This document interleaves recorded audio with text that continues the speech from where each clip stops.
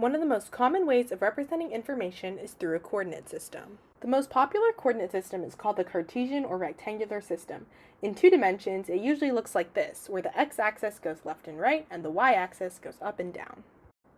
In 3 dimensions, there's a z-axis. When I use 3D Cartesian coordinates, I like to have x be front to back, y be left to right, and z be up and down, but really you can have it in whatever orientation you want. Usually, the x-coordinate of a point represents how far it is along the x-axis, the y-coordinate represents how far it is along the y-axis, and the z-coordinate represents how far it is along the z-axis. But honestly, it's all made up. That's right, coordinate systems are completely arbitrary. You can put whatever you want on any of the axes and it's completely fine. Now, if you think this seems a bit illegal, scientists do it all the time, so you should probably take it up with them. However, randomly putting whatever you want on any axis can be pretty useless, but there are some coordinate systems that have awesome applications. For example, if we wanted to describe a rectangular region in Cartesian coordinates, it's really easy. We just have to set constant limits for our x and y bounds. If we wanted to do a prism, we would set a z boundary too, but I'm just going to stick to 2D right now for simplicity's sake. Notice how the bounds are constants? That makes for real easy integration, and that'll be super important to remember. Generally, a rectangular region is the easiest to integrate across in any coordinate system. So if we've got a weird space in x, y, z coordinates and we have to integrate across it, it'll be a way easier time to represent that same space as a rectangle or something similar in some other coordinate system.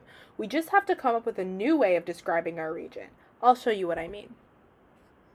Let's say we wanted to describe a circular disk with radius 1. Keep in mind this is a disk, so the whole thing is filled in. So when we draw a line from the center of our circle to the edge, that line is just the radius. In our case, that's 1. If we take this length 1 line and rotate it around like this, we've covered the entire region of our circle. But what does this mean? Well, remember, we're trying to make a new coordinate system, so let's come up with our variables for it, r and t. R can keep track of where the radius line starts and ends, so when we are just at the center of our circle, r is 0, and when we drew it all the way out to the edge, r was 1, so our r variable goes from 0 to 1. Now let's look at t. T could be the value of the angle that the radius has rotated. When we start off, t is 0, but it grows all the way around and ends up at 2 pi to make a full circle. So our t variable will go from 0 to 2 pi. So now we found a way to describe our circle in terms of its radius and angle. Now let's make our new coordinate system where we're going to plot t against r.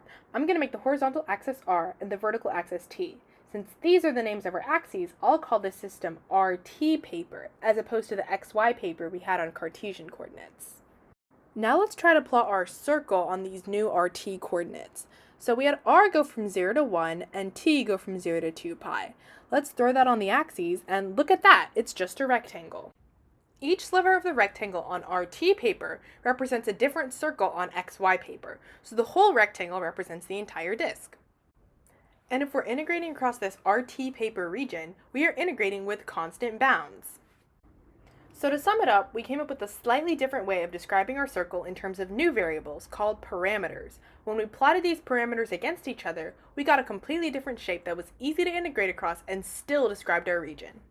I know what you're thinking. Well, you can also describe a circle in Cartesian coordinates, and yeah, I guess you could, but look at those ugly bounds for your integral. I don't know about you guys, but when I see a square root, I panic.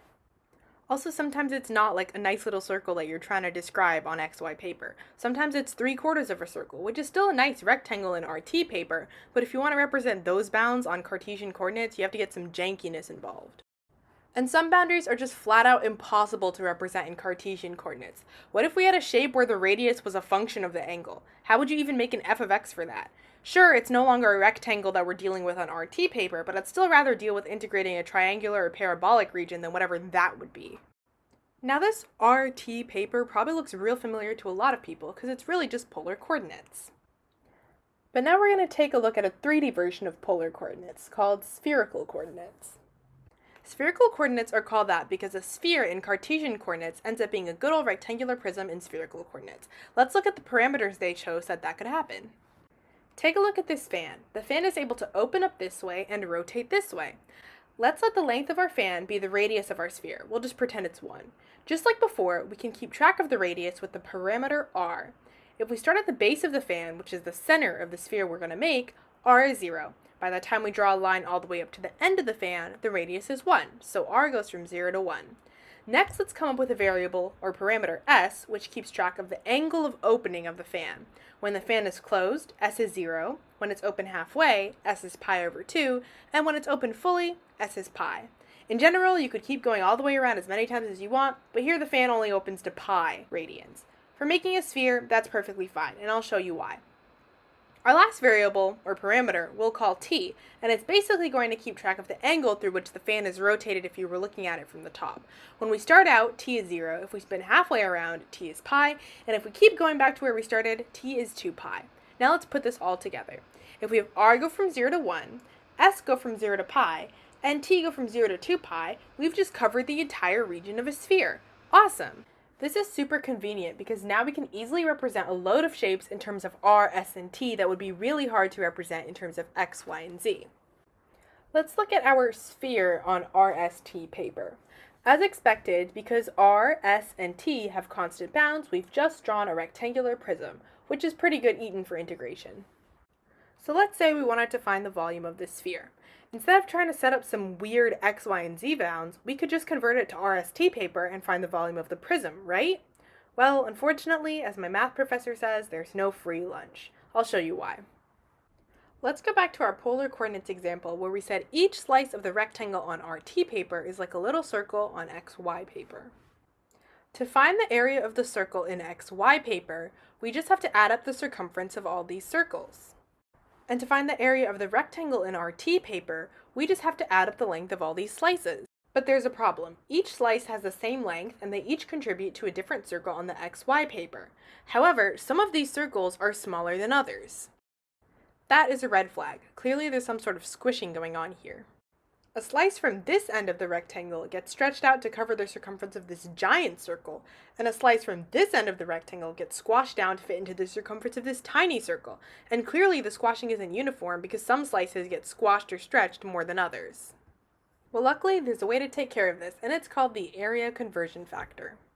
The area conversion factor is a function of r and t, and it basically tells you for each spot on RT paper how much you need to squish or stretch it so it fits into its correct spot on XY paper. For polar coordinates, the area conversion factor is r, and for spherical coordinates, it's a volume conversion factor, and it's equal to r squared sine of s.